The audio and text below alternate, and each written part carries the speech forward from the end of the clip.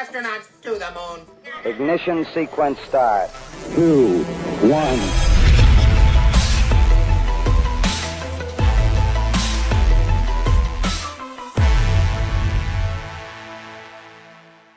What's going on, everyone? It's Jaronism, back with another video for you today. Let's talk about science and their favorite holy man, Neil deGrasse Tyson. He was interviewed recently and, as always, shoots himself in the hoof with his normal barrage of nonsense and doublespeak. So let's jump in and listen as he covers a few topics, including the hot topic of the day, the flat earth. Throughout, I'll explain why it is that I feel this man is so totally wrong about, well, almost every single thing he says.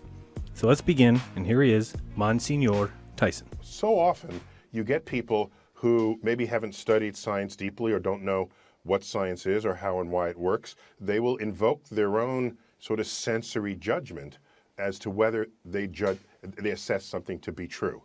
But science, when it reached maturity, I would say beginning 1600 and onward, with the near simultaneous invention of the microscope and the telescope, enabling investigations into two completely different directions in the universe, we are taking in knowledge and insight and information that had no relationship to our five senses as we evolved in the plains of Africa.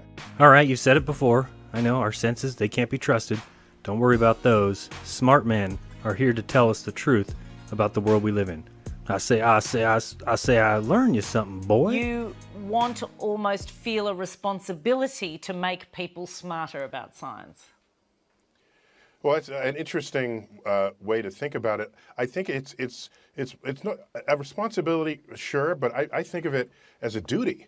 If I have the capacity to do so, and it could serve the greater good, then I would be irresponsible if I did not. And that's how I think about it, and that's what motivates me. Oh, that's what motivates Neil? Aren't we lucky? Learning from the master, I feel special and privileged indeed. First of all, I'm not a professional skeptic. I'm a professional scientist. What? Not a professional skeptic? That's what a scientist is. Unless you push agendas and hold on to dogmas, in which case, well, you're not a scientist at all. So why should I trust you, Neil, instead of my God-given senses? Please enlighten me. The universe is under no obligation to make sense to us. It's the observations that matter, even if they conflict what feels right to you. We have learned to trust the observations because that is the measure of reality. It's the observations that matter? Really, Neil? This chart tells us what the universe consists of. 4% normal matter, well, that's good at least. 74% dark energy, and 21% dark matter. So 95% of the universe, and yes, I see that the chart adds up to 99%. I didn't make it. Someone far smarter did, no doubt. So 95% of the universe has never been observed. Yet, you just said it's all about observations. It's about measurements and observations. When they align, you don't have the luxury to cherry pick the extremes of these measurements and then declare that that's what is true. No. You don't get to cherry pick and decide what is true. That's all that you do. It's not about measurements. It's not about observations. You have destroyed science. You have perverted what many of us were taught was unpervertible. Religion is corrupt. Education, corrupt. Politics, corrupt. Business, corrupt. And now, science. You have cherry-picked what you want to be true. I mean, where is Richard Feynman? If it disagrees with experiment, it's wrong. And that simple statement is the key to science. It doesn't make a difference how beautiful your guess is. It doesn't make a difference how smart you are, who made the guess, or what his name is. If it disagrees with experiment, it's wrong. That's all there is to it. And we always try to guess the most likely explanation, keeping in the back of the mind the fact that if it doesn't work, then we must discuss the other possibility. See, Richard Feynman once said, "You see, one thing is I can live with doubt and uncertainty and not knowing. I think it's much more interesting to live not knowing than to have answers which might be wrong. I have approximate answers and possible beliefs and different degrees of certainty about different things, but I'm not absolutely sure of anything. And there are many things I don't know anything about, such as whether it means anything to ask why we're here, and what the question might mean." See, Richard Feynman was a real scientist, honest at least. He understood how science was supposed to work. Well, those days are gone. You now have people going around saying that the Big Bang is a fact, that evolution is a fact, the age of the Earth is a fact. You can't tell me what is true. It is scientific only to say what's more likely and less likely, and not to be proving all the time possible and impossible. So let's just take a look at the dark energy, dark matter subject. Scientists and astronomers saw that galaxies and stars were not acting as gravity says they must. So what should we do? Feynman said, If it disagrees with experiment, it's wrong. even Lawrence Krauss understands what science is supposed to be. He doesn't practice it, but he can speak it. Another major misconception about science is that science is involved with the truth. Science cannot prove something to be absolutely true. There are no absolute truths in science. That's also how it differs from religion. Science can prove things to be absolutely false. That's how science progresses, because an idea that disagrees with the evidence of experiment is false. And it's false today, and it'll be false tomorrow. But what we do in science is we get rid of all the falsehoods, and what remains has an element of truth. But even if something satisfies the test of every experiment today, and in fact that's what this young lady was referring to, it doesn't mean that we won't discover we have to modify it.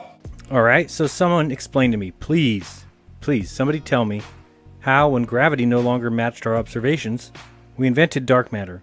We invented dark energy. I mean, why can't we just throw gravity out? It's wrong. Oh wait, but the sphere, the ball. Gotcha. Gravity pulls us to the center. Oh, I get it. Why would I listen to you, Neil? We should be listening to scientists who are actually willing to admit what has happened, like Rupert Sheldrake. The science delusion is the belief that science already understands the nature of reality in principle, leaving only the details to be filled in. This is a very widespread belief in our society. It's the kind of belief system of people who say, I don't believe in God, I believe in science. It's a belief system which has now been spread to the entire world. But there's a conflict in the heart of science between science as a method of inquiry based on reason, evidence, hypothesis, and collective investigation, and science as a belief system or a worldview. And unfortunately, the worldview aspect of science has come to inhibit and constrict the free inquiry, which is the very lifeblood of the scientific endeavor. And so instead, we get charlatans who missed class when it was said, If it disagrees with experiment, it's wrong. or An idea that disagrees with the evidence of experiment is false. we get Neil. Whoop-de-friggin-do. We get the NSF. What do they do again, Neil? They get together and establish objective truths about what science tells us about our lives, our environment, about the world. Oh, so again, you get to tell us what's true. You get to cherry pick because you know all the answers.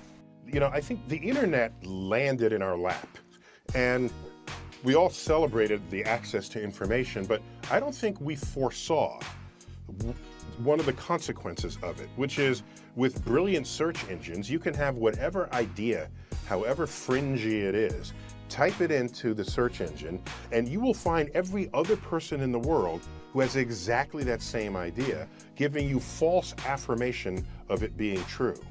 And now you say we are true and everyone else is not. Neil, that's your entire game. This is what your secret has been. It is how you brainwashed a world.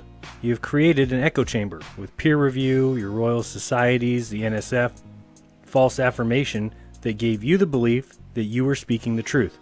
Just because others have the same ideas or beliefs or wants doesn't make it true. And what it has done is it has fractured the world. I don't know that we all saw that coming.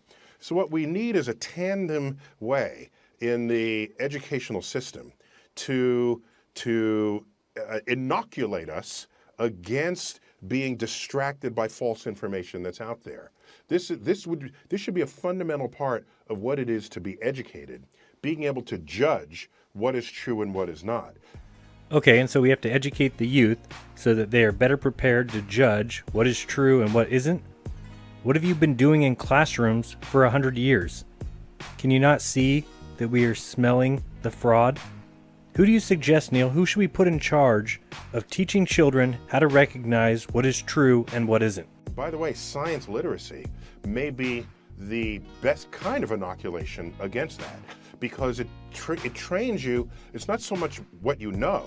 Yes, you should know how an internal combustion engine works, or what evolution is, or the Big Bang. Sure, but deeper than that is science literacy is a capacity to know how to think about information and how to turn data into information into knowledge, and then knowledge perhaps into wisdom. It's so simple. Why didn't I think of that? Teach them science is true so that they can better question what? What you taught them was fact? Give me a break. Okay, so David Powell has sent us a video question along these same lines. Let's take a look. Majority of the people out on this planet believe that the Earth is still a globe. I've recently encountered someone who believes it's flat. It's created by NASA as a conspiracy and a cover-up. And all the images we see of the universe are created by CGI. My question is, why do these people exist? What the hell? Why do these people exist? Did you really just say that? Neil, do you see what you've created? I exist because I still have a brain. Not everyone has handed over their entire mind and soul to Neil for safekeeping. And can you please show them some light? Thank you. Yeah, Neil, can you please help us? We're not going to have nice things if flat earthers exist. Neil, please help us. Reminds me of a video by Tet's TruthTube. Check it out. Is everything okay? No, Neil, everything is not okay. This BS about the Earth being flat is getting out of control. Can you please help us? Can you please help us? Can you please help us? All right, hold my sandwich. Oh, sure.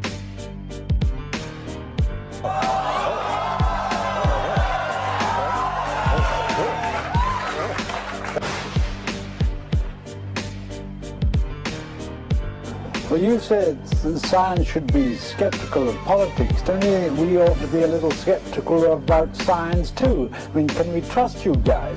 Carl Sagan, can we trust you guys? Well, here we are on a planet which is about 5,000 million years old. Tens of millions of years. The sun around which it goes is not much older. It is part of a galaxy which is perhaps 10 or 12,000 million years old. Billions of years ago. Which is one of perhaps hundreds of thousands of millions of other galaxies. It's around 50 million. Carl Sagan, can you please help us? At the time of the Big Bang, 4 billion years there ago. was energy, elementary particles, which slowly evolved into the kind of universe we know today. We are the product of a grand evolutionary sequence. Around 530 million years. That is one with 120 zeros after it. It's around 460 million years ago.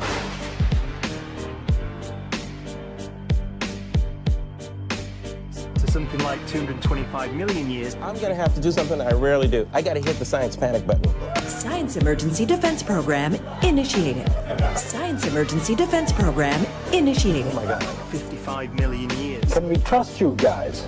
Mr. Kako, can you please help us? I disagree. You'd be put in prison for saying a fraction of the things that you just said. If you disobey the emperor, off with your head. Around 4 billion years ago. Okay, let me ask you a question now. On tape, let me ask you a question. Absolutely. Who was behind 9/11? Are you a conspiracy theorist? Not Are you really. these people that think that maybe George W. Bush toppled his own building? What do you think is behind 9/11? Let me ask you that question. Who was behind 9/11? I think. Let me ask you a question. Answer me a simple question. Who is behind 9/11? I give you the courtesy of being on your show. You should give me the courtesy of answering one simple question. Let me ask you a question. And if you don't agree with it, you get your fingernails pulled out. Can you please help us? Can you please help us? Mr. So Neil, can you please help us? Can you save the world from these parasite mind thinkers? Yeah, again, there's some missing education. It's a failure of the educational system. And yeah, you can go chase after these adults who speak this way, and I don't know that I have the time. I don't know that you have the time to do this. No, we're not missing any education. We were not only required to go to school and learn your facts, we were required to pass the class. We've learned your science. We went looking for facts and evidence to back it up, and there was none. And what do you mean you don't have time? Didn't you just say earlier? But I think of it as a duty. If I have the capacity to do so, and it could serve the greater good, then I would be irresponsible if I did not. And that's how I think about it, and that's what motivates me. Well then, guess who is irresponsible? You proved gravity by dropping a mic on Comedy Central, guy. But what we do know is, though, if, again, in a free country, let them think Earth is flat. I'm not going to chase down people. That's an inversion of a knowledge pyramid that will ride a ship off the edge of your flat Earth. Oh, good one. The edge joke. Haven't heard that one before. Here's a clip from a great video by Deep Inside the Rabbit Hole. Enjoy. Here's our flat Earth with our magnetic center. This is the shoreline that we call Antarctica that surrounds our world. And here's my boat. I put my boat down and immediately the compass points north. If I want to circumnavigate, I want to head west or east, but we're going to go west right now. So I'm heading west, and as you see, west keeps turning. So I have to keep going, and this is how, when you go west, you end up going all the way back to where you started from. Same thing for east. I go east, I keep having to turn because my compass keeps making me turn to go east. If I want to go dead reckon west, so this would be dead reckoning west. If you watch the compass, I'm no longer going west, I'm going south. Any straight line on the flat Earth will eventually become south. And that is how you circumnavigate on a flat Earth. Nobody can circumnavigate south, because when you go south, you keep on going. So, did you catch that, Neil? Do I need to send you to 13 years of indoctrination so that you get it? I mean, if you want this to end, if you want to end this discussion, if you want to show the world that the Earth is a sphere, get on a plane and circumnavigate north to south. Easy, right? Do it then. Put trackers on a plane, advertise it, take a plane full, film it, live stream it. Or take baby steps. Why don't you just go from Auckland to Cape Town? Just make that flight non-stop. Should be easy, right? It's only 7,200 miles. You do that, Sydney to Santiago, in 11 and a half hours. It's weird that I can't find any flights that go direct. Zero. Can't figure out why. Let's try entering in non-stop. My days are flexible, so we'll check non-stop here. Nope, nada. There's a 24 hours. There's a 22-hour flight. But wait, you can do the same distance in 11 and a half, Sydney to Santiago. And yet, when I check for non-stop flights, I get the message, we couldn't find flights that match your filter selections, even though I put completely open days, and all I asked for was a non-stop flight, but I can't find one. That's kind of strange, considering you do Sydney to Santiago in 11 and a half hours. So you should be able to do this distance, which is, 7,100 miles, 7,200 miles, which means it's even shorter, 7,100 miles. So why do no flights exist, Neil? Why? By the way, there's a passage in the Bible where it's 1 Kings 7, I think, 2 Kings 7, where it describes the shape of King Solomon's pond outside of his castle, outside of his his residence. And it says, it is round on all sides, 30 cubits across, 30 cubits around, 10 cubits across. Well, if you divide those two numbers, you get 3.0. That is the Bible's attempt to give you the value of pi, okay? Because the ratio of the circumference of a circle to the diameter. Well, that's the wrong answer, okay? Pi has actually some decimal values there. Wow, that's the Bible's attempt to give you the value of pi? Neil, what answer would be correct? What is rounding? When were decimals put to use? When were the numbers 0 to 9 put to use? Could it be an estimate? In fact, Neil, isn't it an irrational number? It never ends. Therefore, you're going to use this as some sort of evidence? I mean, come on. If I asked you how much fuel was on the Saturn V, and you said 203,000 gallons, is that right or wrong? What if it's 203,400? What if it's 203,400.23 gallons? Where exactly does it say, here is the value for pi? I'm not even someone who says that the Bible is divine, but I would never use what you just did as any kind of proof. I mean, you say it like you're proud. Tell you what, Neil, you tell me what the value of pi is. Go ahead and write it down. Maybe you'll realize that if a Bible scribe wrote the answer you seek, they'd still be writing today. Just a quick thing about the flat Earth. During a lunar eclipse, where the sun casts Earth's shadow on the surface of the moon, you'd have some lunar eclipses where the shadow would just be a flat line, and that has never happened. What a that relief. just has never happened. It's always been a curved surface, and the only thing that makes a curved shadow, no matter the angle of the illumination, is a sphere. Just so you know. I kind of want to know why you're shaking. Certainly interesting. You don't give it up, do you, Neil? If we go by your rules and assume that it's the shadow of the Earth, well, perhaps you may be right. But the only thing that makes a curved shadow is a sphere, huh? So what are these shadows on the bottom of this pool? They must be spheres, right? Oh, that's interesting. Looks like it's just surface tension on the water that created a circular shadow. I thought you just said that only a sphere makes circular shadows. Well, here's a great video by Carly Sunshine. Let's see if anything else might happen to make circular shadows. Check this out. I'm just gonna drag this plate through the water in the pool. That's it. But look what forms. Perfect black circles on the bottom of the pool. And it's so weird. They don't die. They just keep going right next to each other. I sped this footage up because the circles took 3 minutes to cross the pool and didn't seem to be dying out. These got sharper as they went and made it all the way across. Those shadows didn't look to be caused by spheres to me. Neil, you are officially a joke. Would you ever want to go to like the moon? Do you have any interest in Yeah, if doing I'm going that? to go into space, send me somewhere. Not just boldly going where hundreds have gone before in low Earth orbit. So yeah, I'd go to the moon, to Mars, Like if Elon and beyond. Musk and his whole team do what they say they're going to do. Yeah, I would have him test the rocket first, then I'll go. Very smart thinking.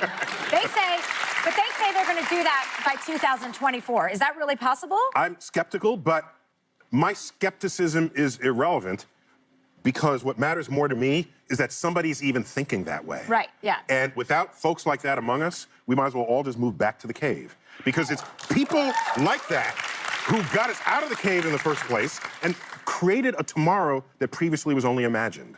And so however skeptical I am is not even relevant. I just thought you were about to climax right there.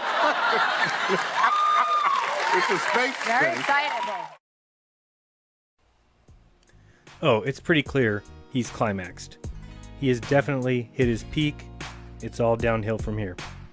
On my way out, the following are some images meant for whoever that guy was who asked Neil why people exist who question NASA images, so enjoy the CGI. And to Neil, you are part of the group that, knowingly or not, has trashed the name of science. Because you hate the ideas of God that men taught you, you decided instead to worship the words that men taught you. Smart move. Wake up and get with it, or I hate to tell you that the legacy you leave behind will be a real Degrassi one. Help us fix what you broke, or get the hell out of the way, because the truth is coming through. Be kind, don't lie, and open up your mind, because there's truth inside. Till next time, guys, this has been Jeranism. Peace!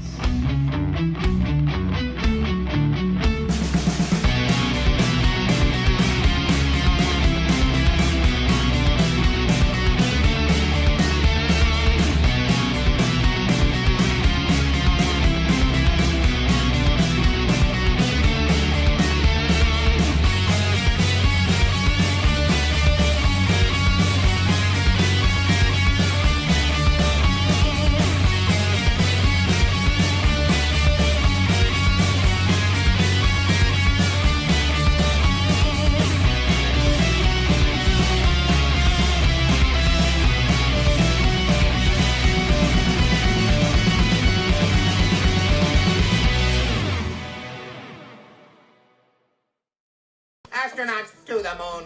Ignition sequence start. 2, 1.